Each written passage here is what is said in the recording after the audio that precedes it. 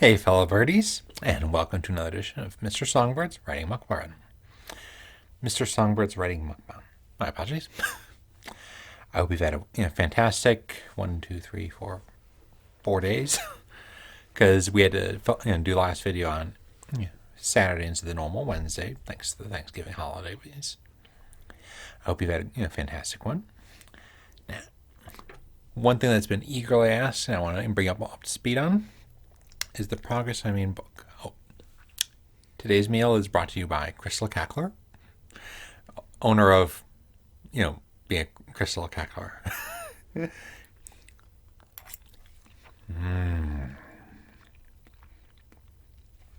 Tuna casserole, garlic bread, and I'm so hungry for dinner. Moment.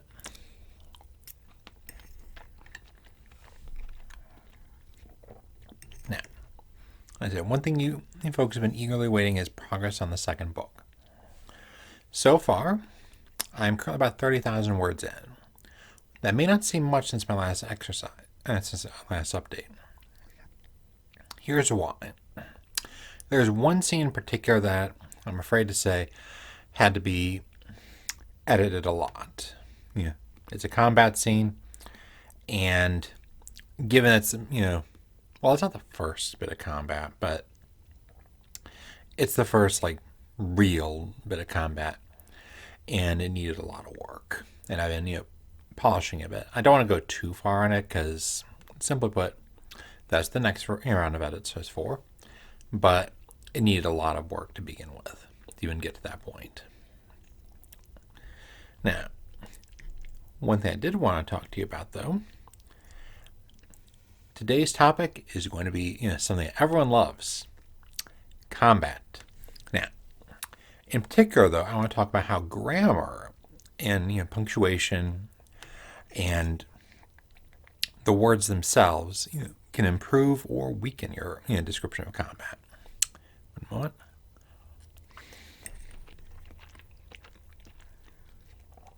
But I should let you know that this lesson is not mine per se. It's what I learned this weekend from my writing coach, as well as what I've learned over the past so many years. But a lot of it's straight from my writing coach. I want to give him full credit because he taught me a lot.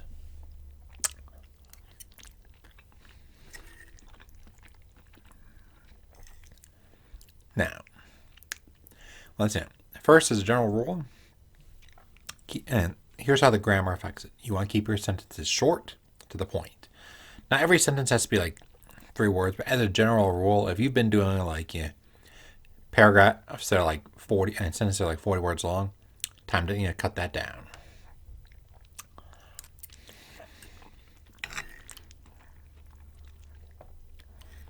Because structure has a major impact on how your audience is going to view the whole. I see I can say this better. Structure has a major impact on how the audience will view the action, the combat.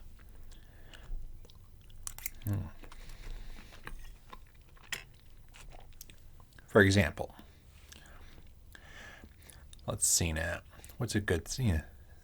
Oh, there's this one you give me as an example of not so good writing where the character does a half turn, or let's say a half circle turn of some kind that I didn't understand. And it's clear that the guy was going in very great detail, but the problem was when you're going that much in detail, it slows it down to a crawl. Fighting should make the blood pump, at least in the character's ends, but you want to excite the reader. You don't want them to feel like they're reading, like they've gone to a library to pick up a book on tree growth or something like that.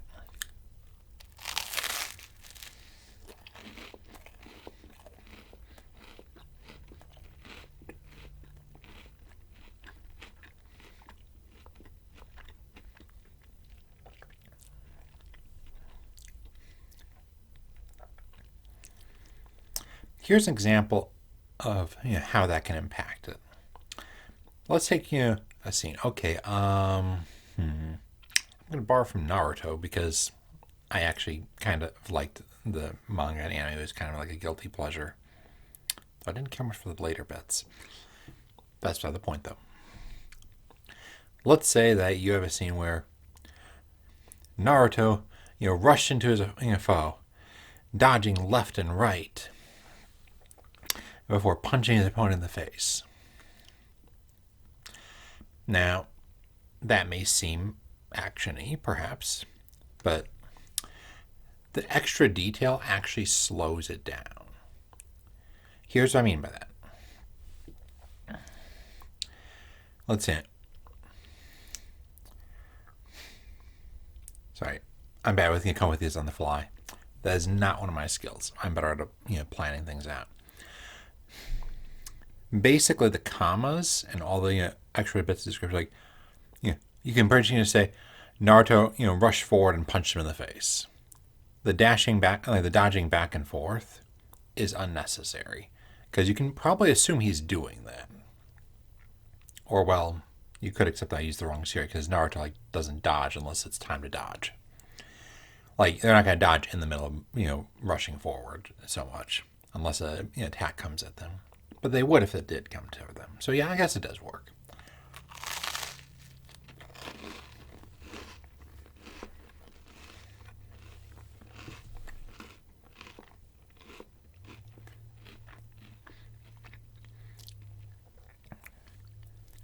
In particular, when you're writing a combat scene, you want to minimize commas, semicolons, colons. If a sentence has a comma, or as my right coach put it, if the sentence has an and in it, and this isn't a hard and fast rule, but generally try to see if you can do it as two separate sentences.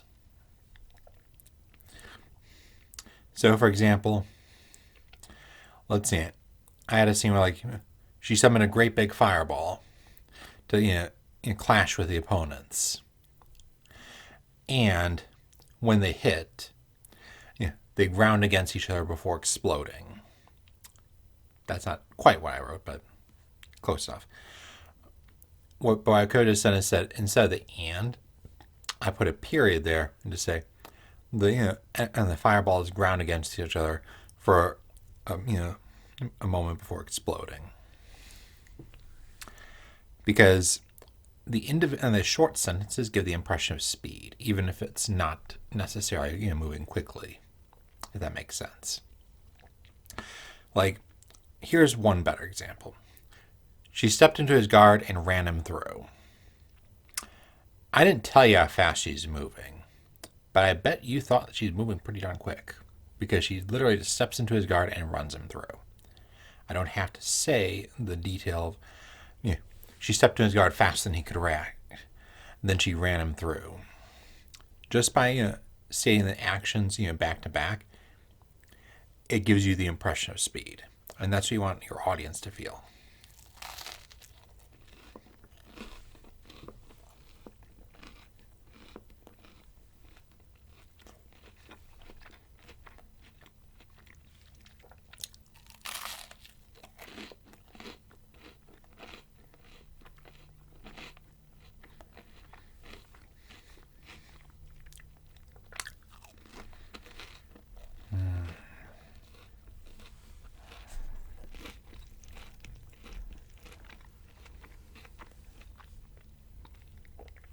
So I had to take a moment to eat.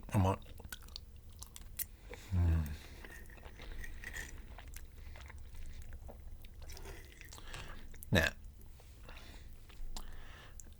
some things to avoid and some things to focus on. You want to avoid adverbs. So basically, if it ends with an ly, it's probably a bad idea to include in a combat scene.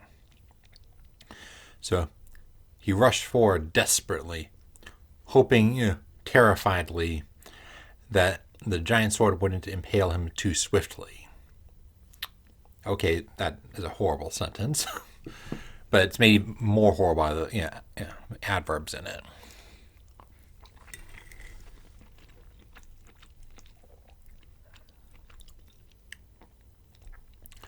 Now, a do is feel free to and I'm probably butchering the pronunciation, onomatopoeias.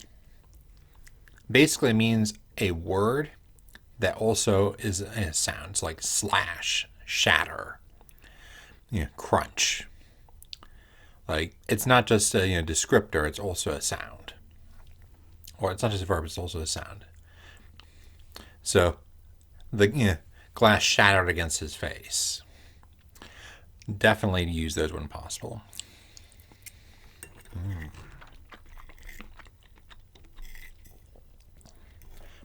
Yeah, this is definitely going on the good list.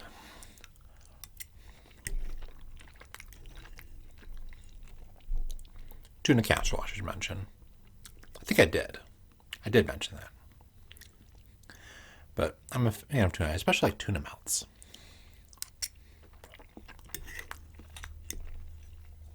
I think I mentioned this last week, but progress on weight loss is going well. And so far, I know I'm down at least 16 pounds. I might be down more, though.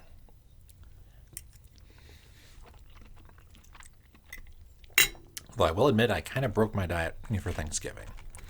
Because, well, Thanksgiving dinner with the family, there are times to break your diet.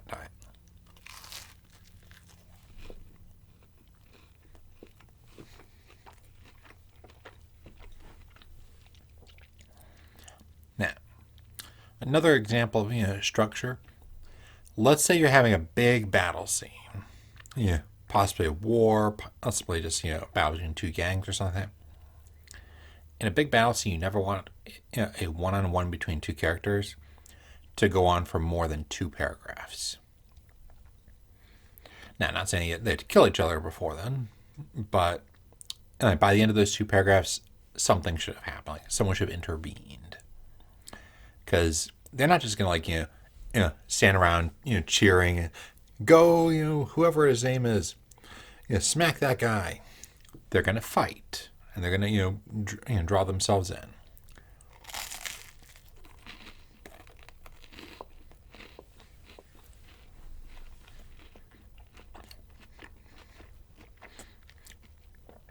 And the longer you wait before adding the extra person, the weirder it feels. So you're like, this is a big battle scene, but we've seen the same two people fighting with no interruptions for what feels like 10 minutes. Is something? Isn't this a battle scene? Is there someone else here, or did they all just like up and die?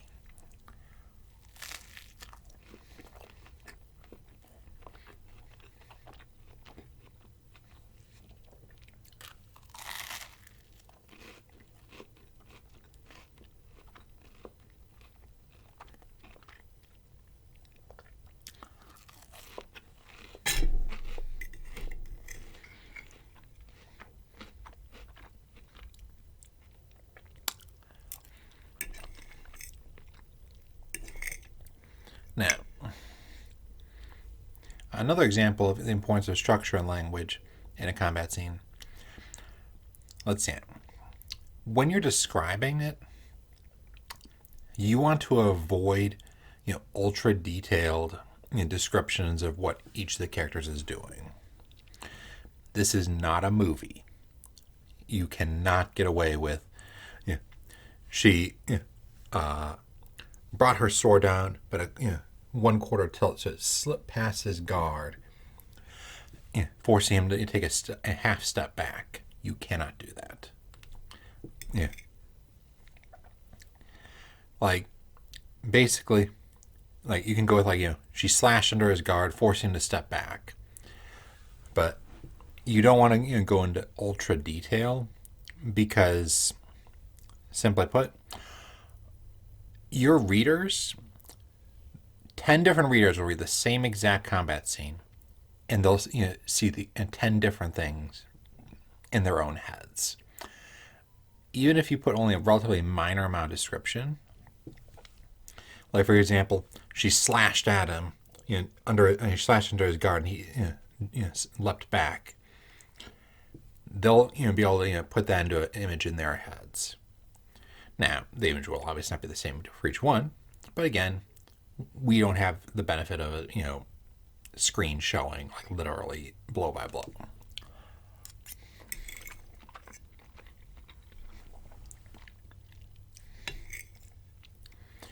And do try to avoid, banter when possible. And certain characters can get away with it.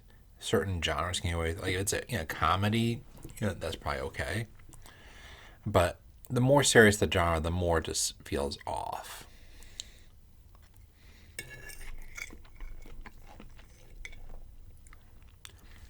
Not saying they can't talk if it's important, but it's one thing to basically be like, surrender now or I'll run you through. And so, nice shot, man. Almost got me. Yeah. Want to try again? It's one of those that, doesn't work as well in, written.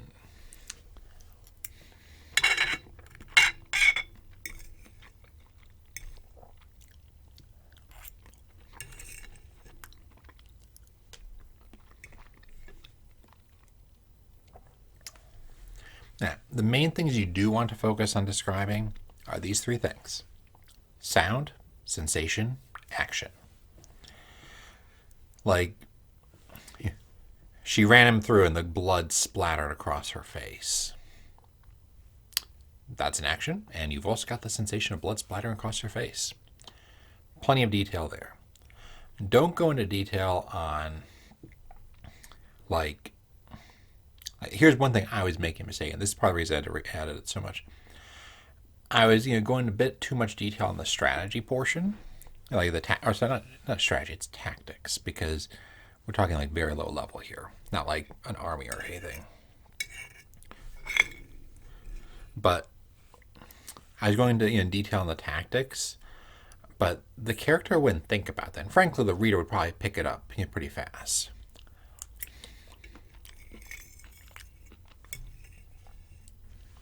Like, if the character shoots a fireball and books it while the opponents are dealing with the fireball, I probably don't need to explain that she did the fireball to divert their attention while she ran for it. That was a mistake on mine, and I'm doing my best to correct that.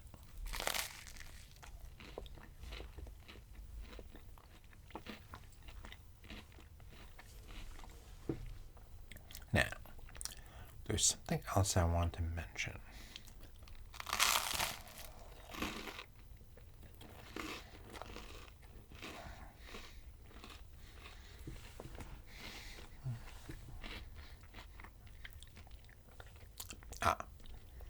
One question I've gotten a fair bit is why, basically, or rather a suggestion.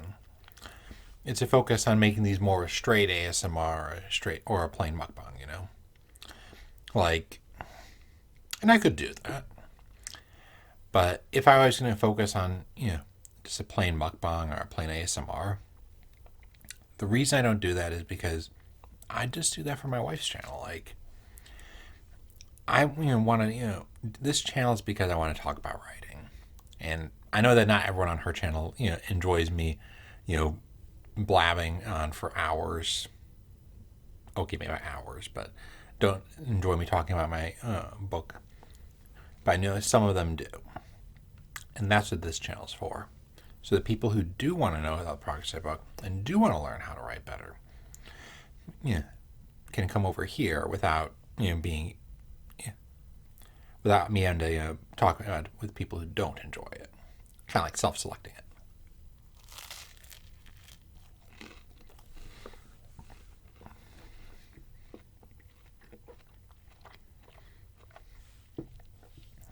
That's one of the reasons I do ASMR on my wife's channel, for example.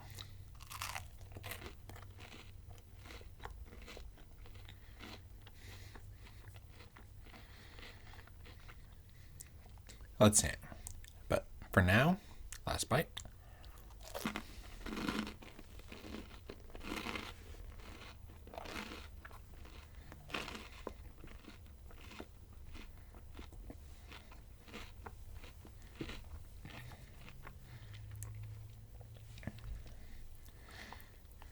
But I know there's some other stuff I want to talk about, but I can't remember off the top of my head. But if I do remember, I'll probably try to bring up next week if you guys enjoyed the topic of how language, structure, and grammar impacts how your combat feels to a reader. But for now, I'll bid you a fond farewell.